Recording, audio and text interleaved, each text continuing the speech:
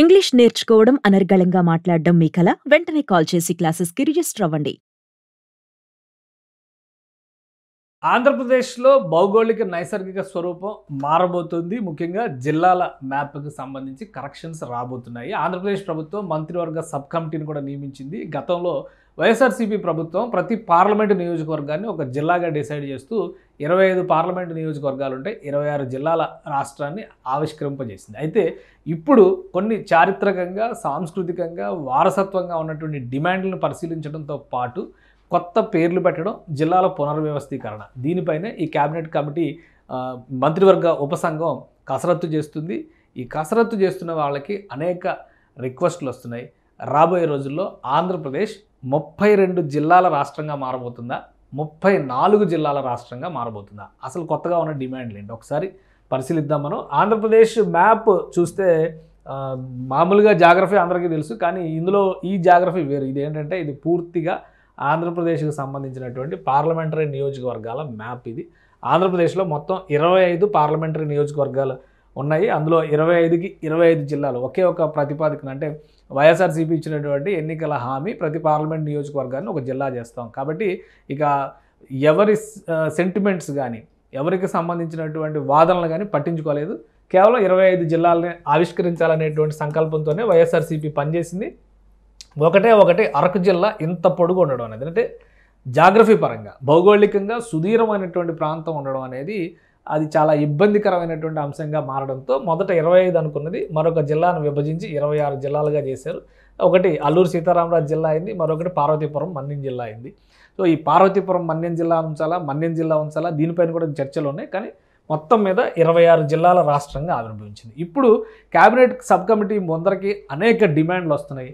32 జిల్లాలతో ఆంధ్రప్రదేశ్ కొత్త రూపంలోకి రాబోతుంది అనేటువంటి మాట వినిపిస్తుంది. కాదు 34గా మారబోతుంది అనేటువంటి చర్చ వినిపిస్తుంది. సో అసలు కొత్తగా రాబోయేటువంటి జిల్లాలు ఏవి, ఎక్కడెక్కడ డిమాండ్లు ఉన్నాయి, అందులో ఫస్ట్ ప్రయారిటీస్ ఏ విధంగా ఉంటాయి, దాన్ని ఒకసారి మనం విశ్లేషించేటువంటి ప్రయత్నం చేద్దాం. ఇప్పుడు ఆంధ్రప్రదేశ్ ఉన్నటువంటి రూపురేఖల్లో చూస్తే ఏ అంటే అమరావతి, పి అంటే పోలవరం. సో ఏ అంటే అమరావతి, పి అంటే పోలవరం జిల్లాలు ఏర్పడకుండా ఉండే ఛాన్సే లేదు. చంద్రబాబు నాయుడు డ్రీమ్ ప్రాజెక్ట్స్, ఆంధ్రప్రదేశ్కి లైఫ్ లైన్స్గా చెప్పేటువంటి ప్రాజెక్ట్స్. కాబట్టి అమరావతి జిల్లా ఆంధ్రప్రదేశ్లో ఆవిర్భవించబోతుంది. పోలవరం జిల్లా కూడా ఆంధ్రప్రదేశ్లో ఆవిర్భవించబోతున్నట్టుగా సమాచారం వస్తుంది. అమరావతిని ఒక సెంటిమెంట్గా రాష్ట్ర ప్రభుత్వం చెబుతుంది. కాబట్టి మొదటి ప్రయారిటీ ఆంధ్రప్రదేశ్ రాజధాని అమరావతి ఒక ప్రత్యేక జిల్లాగా మారేటువంటి అవకాశం ఉంది. దీనిలోకి రాబోయేటువంటి నియోజకవర్గాలు, ఎందుకంటే ఇప్పుడు కొత్తగా చేయబోయేటువంటి పునర్వ్యవస్థీకరణలో సిఆర్డిఏ పరిధిలో ఉన్నటువంటి ప్రాంతాలు ప్లస్ అమరావతి కోర్ క్యాపిటల్ ఏరియాకి దగ్గరగా ఉండేటువంటి నియోజకవర్గాలు, ఈ ప్రాతిపదికన ఒక సర్వే జరుగుతుంది. దాని డేటా కూడా మనకు తర్వాత వస్తుంది, అప్పుడు మనం ఎక్స్ప్లెయిన్ చేద్దాం. ఇక రెండోది పోలవరం నియోజకవర్గం ఒకటి, పోలవరం జిల్లా అనేటువంటి ప్రతిపాదన ఒకటి వినిపిస్తుంది. పోలవరాన్ని భవిష్యత్తులో ఒక అంతర్జాతీయ టూరిస్ట్ డెస్టినేషన్గా మలచాలంటే దానికి ఒక ప్రత్యేక ప్రతిపత్తి ఇవ్వాల్సినటువంటి అవసరం ఉంది. ఆల్రెడీ పోలవరం పార్లమెంటరీ అసెంబ్లీ నియోజకవర్గం ఉంది.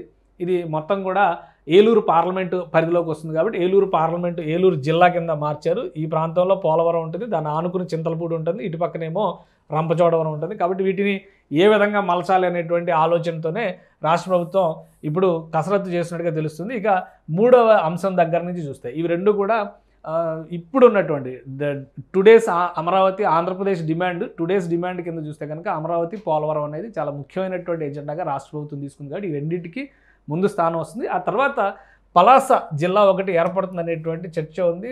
రాష్ట్రానికి ఫస్ట్ నంబర్ 1 కాన్స్టిట్యున్సీ ఇది. ఆంధ్రప్రదేశ్కి సంబంధించినటువంటి పొలిటికల్గా చూస్తే కనుక లోక్సభ కాన్స్టిట్యున్సీస్ మ్యాప్ అయితే అసెంబ్లీ కాన్స్టిట్యున్సీస్ మ్యాప్ చూస్తే కూడా మనకి క్లారిటీ వస్తుంది. సో అసెంబ్లీ కాన్స్టిట్యున్సీస్ వైజ్గా చూసినప్పుడు ప్రారంభ ప్రాంతంలో ఉన్నటువంటి పలాస, దాని చుట్టుపక్కల ఒక 4 నియోజకవర్గాలను కలిపి ఒక జిల్లా ఏర్పాటు చేయాలనేటువంటి డిమాండ్ వస్తుంది. ఇక 4వ నియోజకవర్గం చూస్తే చాలా కాలంగా డిమాండ్ ఉన్నటువంటిది మార్కాపురం ప్రాంతానికి సంబంధించి ఒక జిల్లా ఏర్పాటు చేయాలనేటువంటి ప్రతిపాదన ఉంది. ఈ అంశం విషయంలో మార్కాపురం జిల్లా ఏర్పాటు చేస్తామని చెప్పని చంద్రబాబు నాయుడు గారు ఎన్నికల సభల్లో ప్రచారంలో హామీ ఇచ్చారు. ముఖ్యమంత్రి అయిన తర్వాత కూడా దాన్ని రిపీట్ చేశారు. కాబట్టి మార్కాపురం జిల్లాకి సంబంధించి ఒక స్పష్టత ఇచ్చేటువంటి అవకాశం ఈ కమిటీ దృష్టిలో ఉంది. దీని తర్వాత చూస్తే సుదీర్ఘకాలంగా పెండింగ్లో ఉన్నటువంటి మరొక డిమాండ్ మదనపల్లి జిల్లా. మదనపల్లి జిల్లాని వాస్తవానికి అన్నమయ్య జిల్లాగా ఇప్పుడు మలిచారు.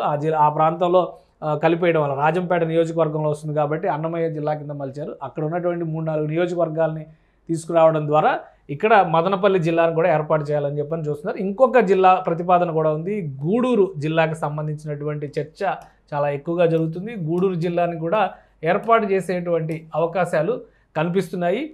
ముఖ్యంగా సూళ్లూరుపేట నియోజకవర్గ పరిసర ప్రాంతాల్లో ఉన్నటువంటి సూళ్లూరుపేట, వెంకటగిరి ఇట్లాంటి నియోజకవర్గాలను కనుక కలిపితే ఒక జిల్లాగా ఏర్పాటు చేయడానికి అవకాశం ఉంది. అంటే శ్రీ బాలాజీ జిల్లా, తిరుపతి జిల్లా సైజు కొంత తగ్గేటువంటి అవకాశం ఉంది. ఇక మరొక జిల్లా ప్రతిపాదన కనిపిస్తోంది ఆదోని జిల్లా. ఆదోని జిల్లా విషయంలో కూడా చాలాసార్లు చర్చ జరిగింది గతంలో. ఇప్పుడు ఇది నంద్యాల, కర్నూలు మధ్యలో ఉన్నటువంటి ప్రాంతం. ఎమ్మిగనూరు ఇట్లాంటి నియోజకవర్గాలన్నింటినీ కలిపి ఆదోని, ఎమ్మిగనూరు నియోజకవర్గాలను కలిపి ఒక జిల్లా చేయాలనేటువంటి డిమాండ్ వస్తుంది.